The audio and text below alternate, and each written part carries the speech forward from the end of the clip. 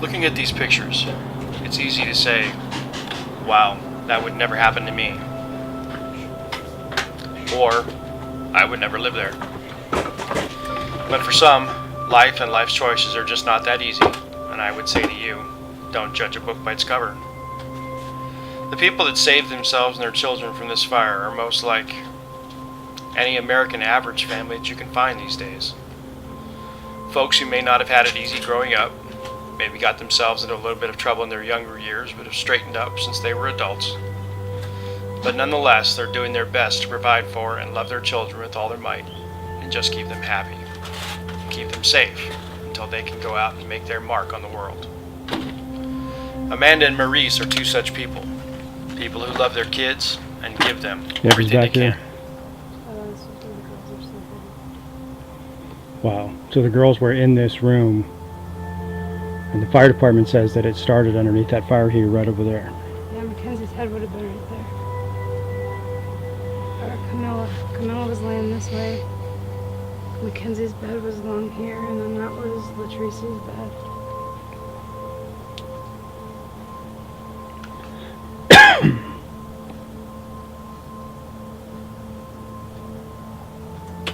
Living in a single-wide manufactured home with 3 bedrooms and 2 bathrooms, a place barely big enough for all 8 of them, and definitely an older home, but it was their home. A home they created over time to provide the best they could for their children. You guys are in the process of a rent-to-buy situation with this guy, right? With the landowner? Yeah.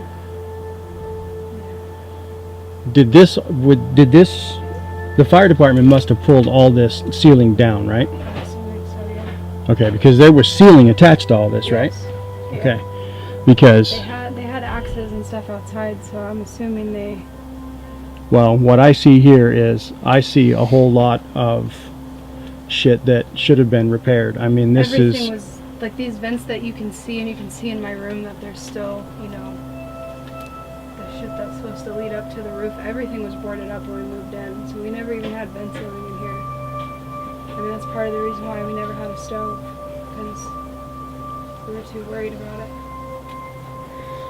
So he never provided you with anything that said that... It said as is, but that's what the lease said. It said as is. Yeah, but as is doesn't mean that you But put he somebody's said- life at danger either. Right. It said it was livable. It said he had everything, and now he's saying he doesn't have insurance, he doesn't have nothing, and he can't remember the last time it was inspected. Well, I can see up here that this is plywood, where my finger is pointing right here. There's plywood right here, Right.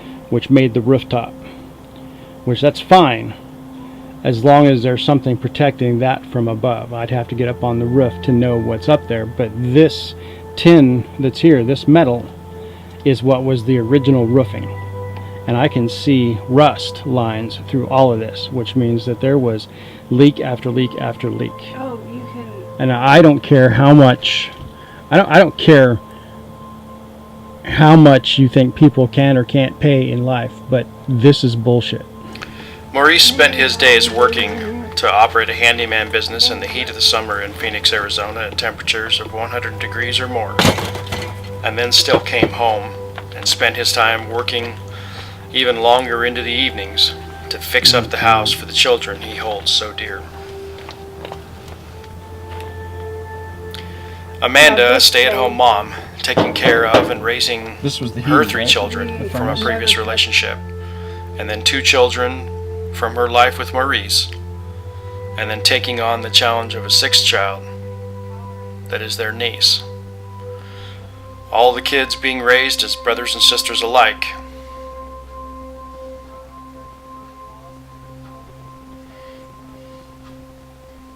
These days, Nothing. a typical American family. And the electrician never got electricity back here. In this back room is why we never had the kids in there. Because he said there's old wires connected to new wires, connected to wires that he doesn't even know what's what. Can I have that check? Thank you.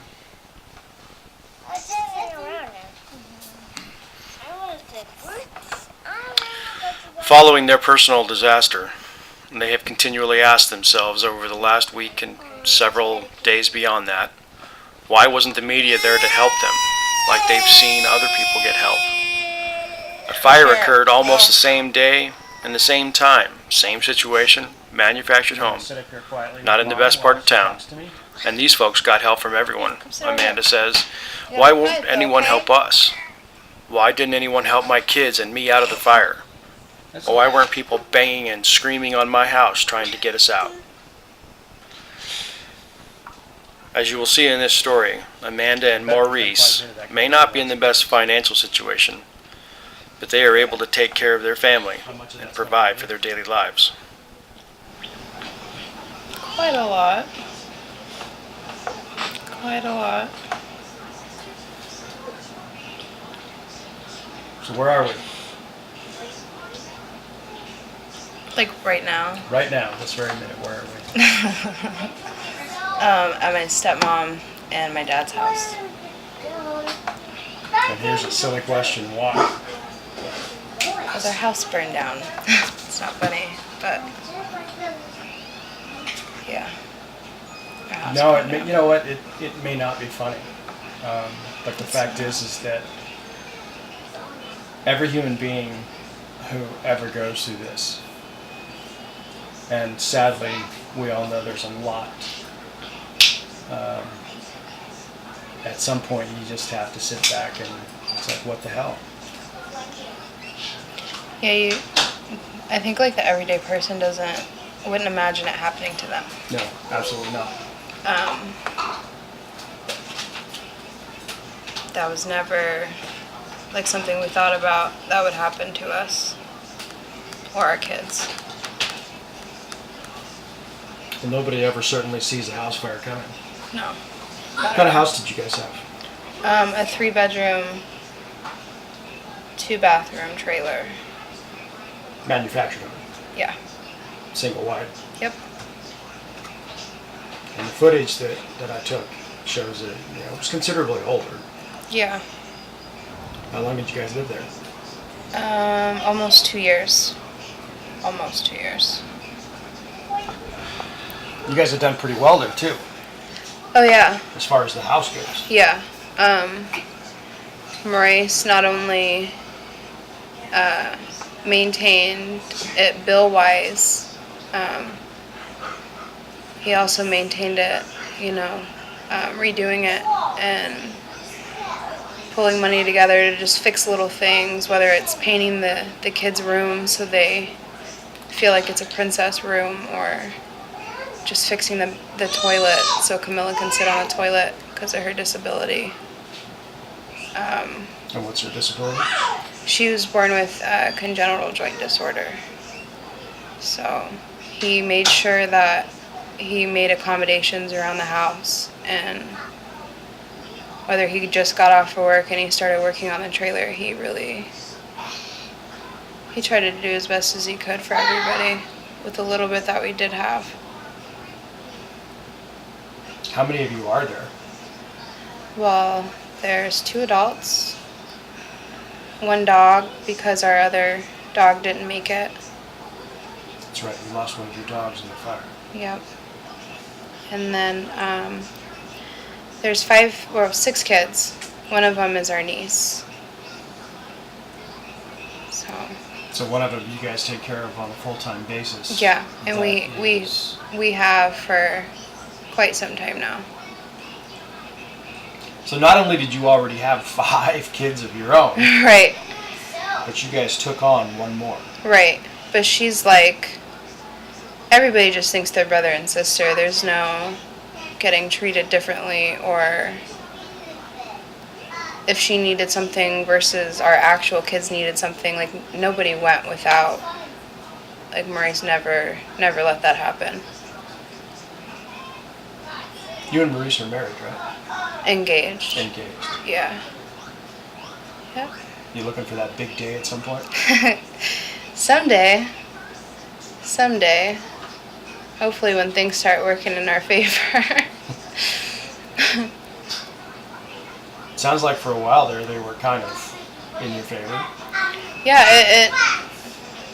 it really started going up for us. So tell me about the house. What was the situation? I know you guys were in a mobile home park. Mhm.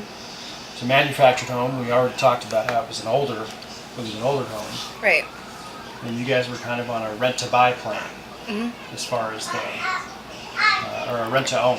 Yeah, we paid $450 a month, and $100 out of that went towards the base price. I mean, the base price was, I think it was about $6,200, I want to say, was what they wanted for the whole trailer. We tried to buy it out during tax times, and they would never accept our offers for it, even though we've told them in detail everything that was wrong, everything that he's done, how much money he's put into it. And they just would never budge with us. So we just kept it. Were they charging you interest? I don't believe so. Okay. I don't believe so.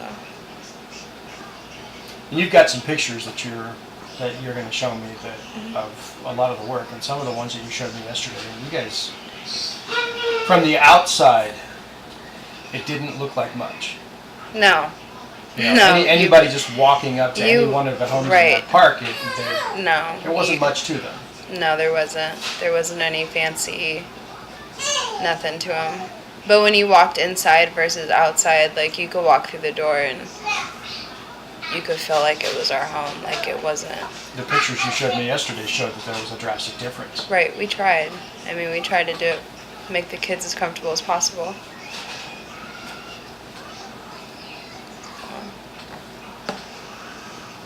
What happened Friday morning? Thursday. Oh, it was Thursday. Thursday the 20th. Thursday the 20th is the day the fire happened. Yeah. Tell me what happened. Usually I don't wake up until later in the day because I don't really feel good. But that didn't happen on Thursday. On Thursday I just kind of rolled over. I had Destiny and Maurice, the 6-month-old and the 1-year-old, in the bed with me. I'm in the very, very front of the house. And I rolled over and I kind of smelled something, so I looked towards the end of the bed, going down the hallway. And Maurice is on the couch. Like, when I look down the hallway, I can see his head right here on the couch. And I just started screaming at him to get up and move. Was it the smell, or did you see? It was the smell at first that made me look out the door, and then it's all dark smoke, and definitely that was not normal. So you didn't see fire at this point. All you saw was black smoke. Right. In the house. Right. Right. I mean, you couldn't see past it, and past the smoke should have been the bathroom in that back room, and I couldn't see any of it. So where was Maurice? Maurice and Braden were. Braden was on the little couch that was closest to my door, and then Maurice was on the big couch that was on, like the main living room wall. He jumped up. Oh shit! And he ran back there to get them.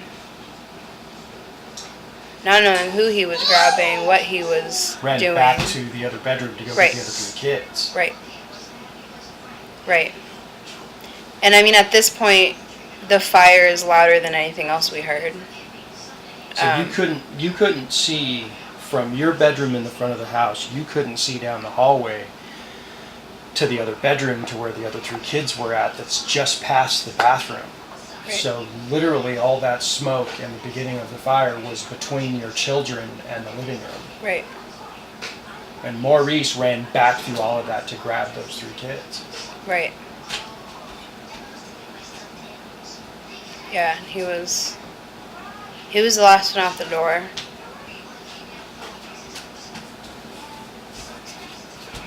How much time do you think had passed from the time that you woke up with the smell and saw the smoke before you all started seeing the flames? How long do you think that was? Right when we opened the door. As soon as you opened the door, what Right happened? when we opened the door, it got loud. and I look to the right, and there's flames coming out of the back of the house, like where the girl's room was, where the bathroom is. So we get down the steps that we had. The gate is locked. We don't have the keys to the gate. Fireman is Keys were in the house, obviously, right? right. Fireman is kind of standing there, throwing a chair. And Maurice is telling him, just rip up the gate, man, just push it down. But at that time, Maurice still had 2 of them in his arm, and he just ripped up the gate out of the cement in the ground. Adrenaline took over at that point. Right. You're quite the hero. Oh, no hero, just a father. Yeah, that's all. Some people might have an argument with that. Well, I There's a mean, lot of fathers out there that are heroes, but a lot of them, there's a lot of fathers that don't do, I mean, you guys have 5 kids together. yes, Some of them are hers yes, from previous relationship. And you've got a niece that's living with you guys that makes up the 6 kids. yes, And you took on all this and tried to fix the house too. yes. I try to do it all, you know. Give me your take on what happened Thursday. I really don't. It was such a blur. I woke up to Amanda screaming my name.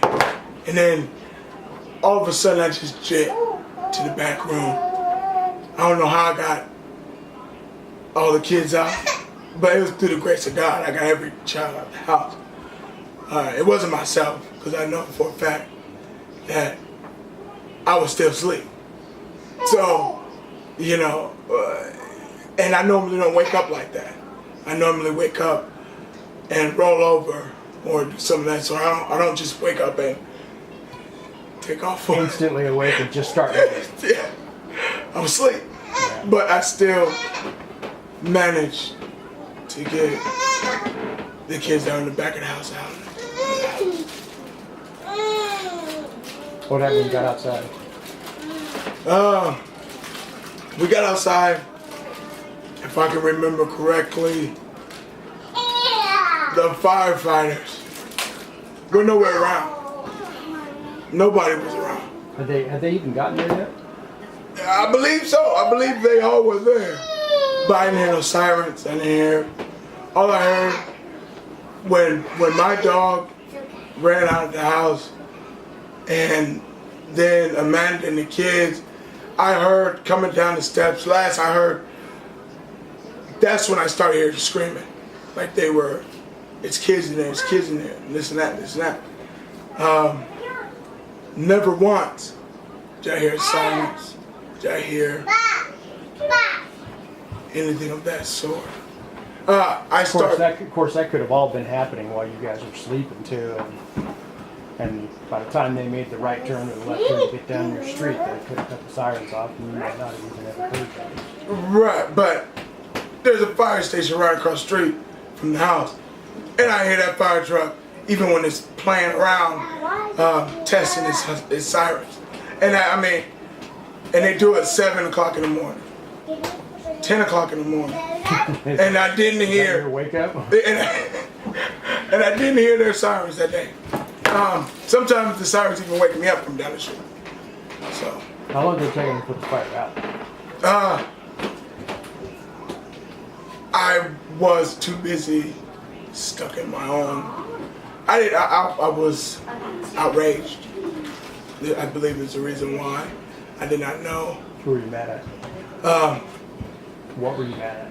I was mad at Eddie for selling us a trailer that was not put together right. And I asked him, because I do handyman work myself, I run my own small business. I knew how to do all the work. I told Eddie that.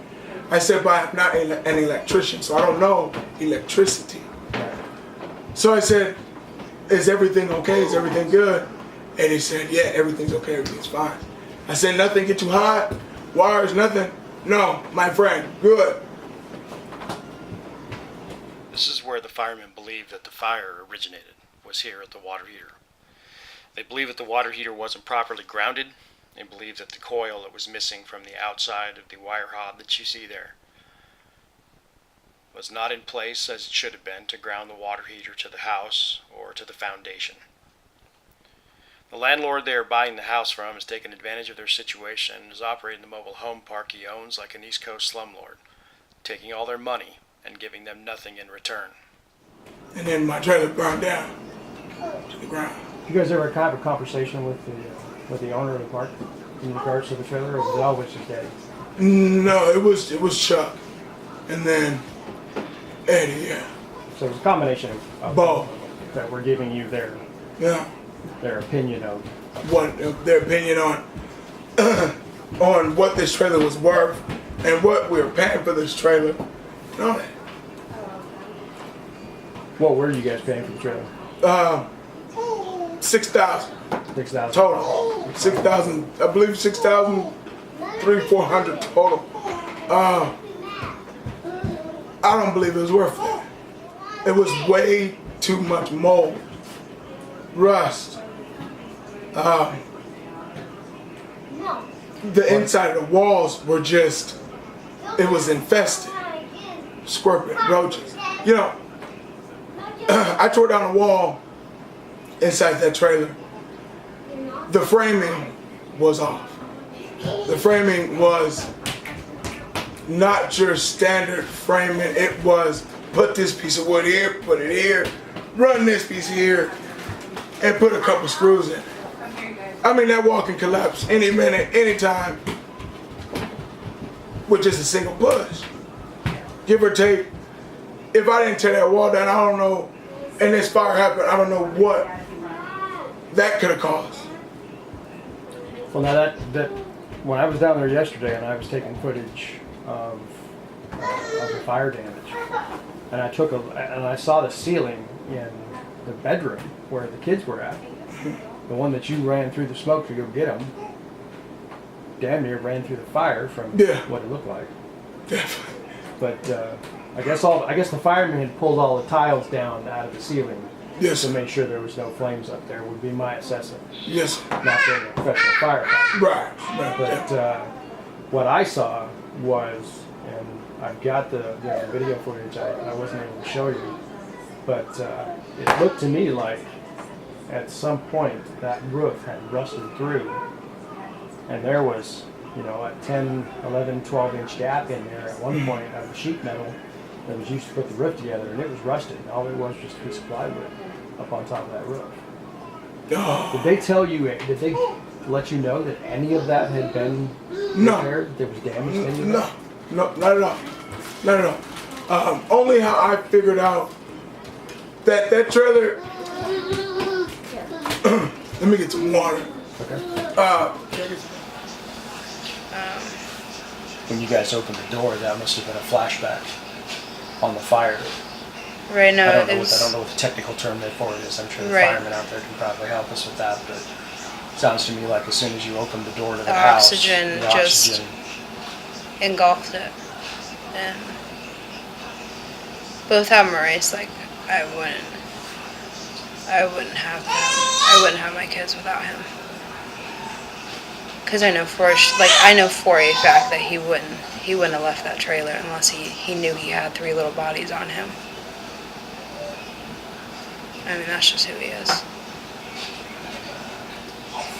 Sounds to me like you got a pretty good guy. Yeah, definitely. Definitely. So were the firemen already there by the time you guys hit the gate on the outside of the house? There's 3 fire trucks. Not one fireman in our yard. No one banging on the trailer. It was nothing. It was no help. It was no medical attention. It wasn't, do you need medical attention? There was no ambulance there.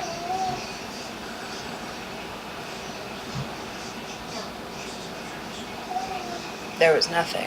Were they even trying to rush you away from the house? They acted like we didn't come out of that house. they acted like we were everybody else standing outside. They saw you coming out though. Right. You had to have. But then later on, we still get the questions asked of, was that your house? Like they didn't know. I mean, my kids are outside in underwear, crying, and he's having an asthma attack, and I'm panicking. Braden. Maurice. 'Cause Maurice he was has, having. Okay. he has super bad asthma. And all his medication burned up. I mean, his asthma is very severe. He goes to a lung specialist for it.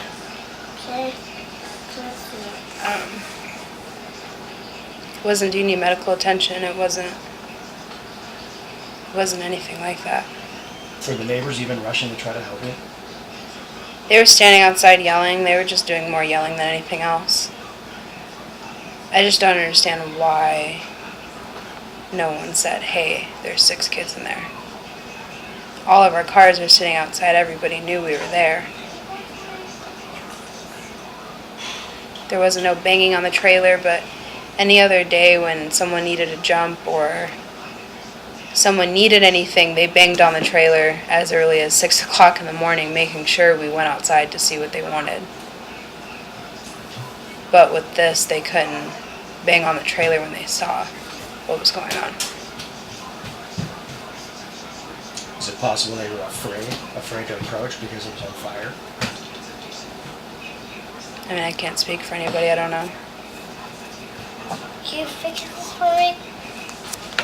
Yeah, I really don't know. I can't speak for nobody, but at the same time, I don't feel like anybody really tried. No, Dad, I mean, Maurice got us out of that house. I smelled it, but he got everybody out of that house. Right. He got us through the gate. I can't- No one else got us through that gate besides Maurice. It's a different game, okay. Good to know. And that's just honestly how I feel. I mean, because that's what happened. And the frustration absolutely has to be weighing on you. I mean, with everything that's gone on. But definitely. I mean, I wake up at the same time. Knowing I don't wake up early in the morning like that. Okay, that's here. Yeah, you gotta share.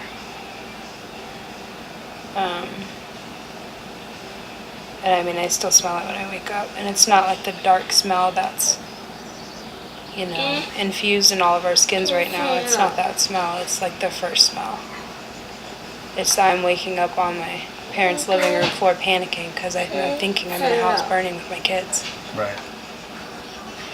I mean, we're both scared to go to sleep at night. Okay. We only go to sleep because our eyes close and we don't have nothing else to, you know. Okay. You gotta share. Yeah, go ask her for it. She'll give it to you. You ask Dad, Dad will make it.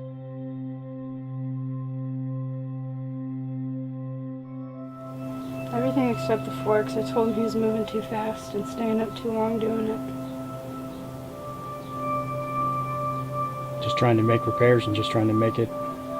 Trying to make it more cosmetically together for the kids so they didn't, you know, we just bought all that paint for that little room. They helped me paint it. They put stickers up just trying to make it a home for them.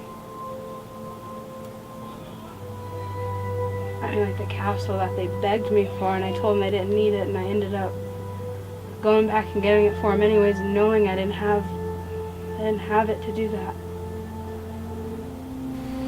They may not be able to But buy we them did fancy it. things, but they could give them a I did it home for them. that's clean and full of love. You know, he just bought the toilet to make it lower to the ground for Camilla's legs because she said it hurt to try to get up there and sit on the toilet. We just tried to put it together for them. It was more them than us, you know?